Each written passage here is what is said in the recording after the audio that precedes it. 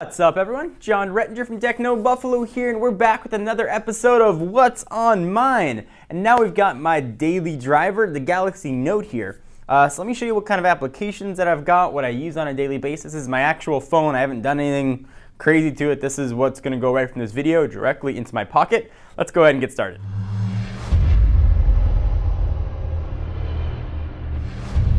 Alright, so first I want to say this is not a rooted device. This isn't running any custom ROMs. It's not running Cyanogen or any sort of alpha build. This is exactly how the Galaxy Note came. This is the international version. The operating system, still Gingerbread with TouchWiz sitting on top of it. Alright, so let me go ahead and show you. Check out the lock screen. So I've got a custom lock screen on here as well. That's a Lucy.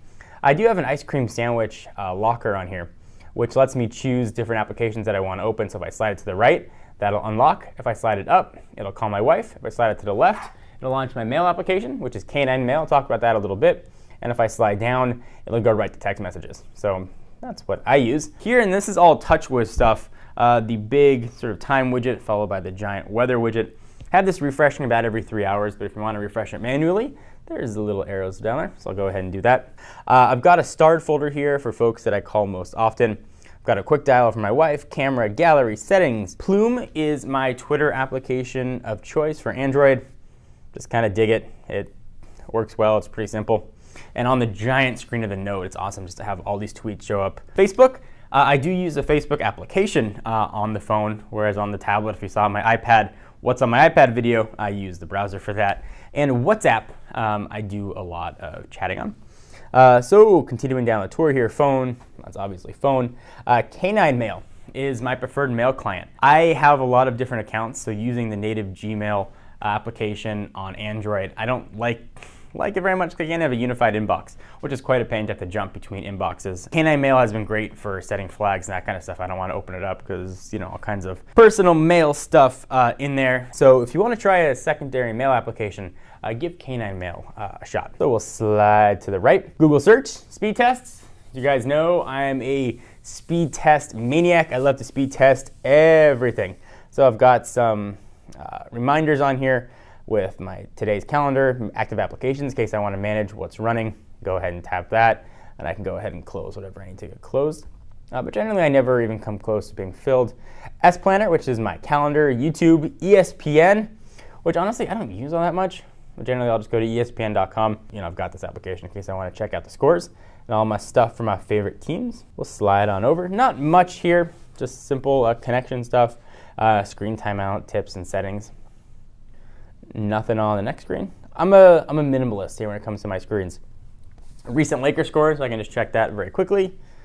And now we're on the last screen, which coincidentally is also on the left when I'm on my home screen. So 1 is home, so 7 goes to the left. I've got Twitter on here. And let's see what we got going on in applications. A lot of this stuff is pretty stock.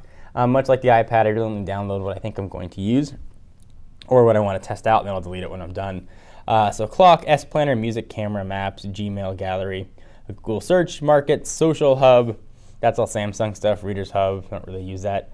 Settings, My Files, Videos, All Share, which sort of does a weird way of letting you share, essentially tether. We've got Keys, Air, Talk, Latitude. I don't even know what Keys, Air is actually. I've never even tried that. Let's see what that is on camera. Which enables Wi-Fi to PC phone communication. So that's what I thought All Share was. So what's All Share? Shows how much I use stuff. Oh, so for slinging content to DLNA enabled devices. So similar to AirPlay. S-Memo, which is what you use for drawing on here. It's what you use the pen for. I've gone through all that a lot in my overviews and reviews of the Note, so I'm not going to go into too much detail on that. Photo editor, video maker, mini diary. It's all sort of standard stuff that comes on here. Voice recorder, voice talk, voice search, downloads, calculator. Samsung apps, news and notes. You can see I don't have that much downloaded. Polaris Office. Now we're at stuff, getting to stuff where I've downloaded. Crayon Physics, S-Choice, Amazon Kindle. I will say though, there's some decent stuff here in the Samsung apps.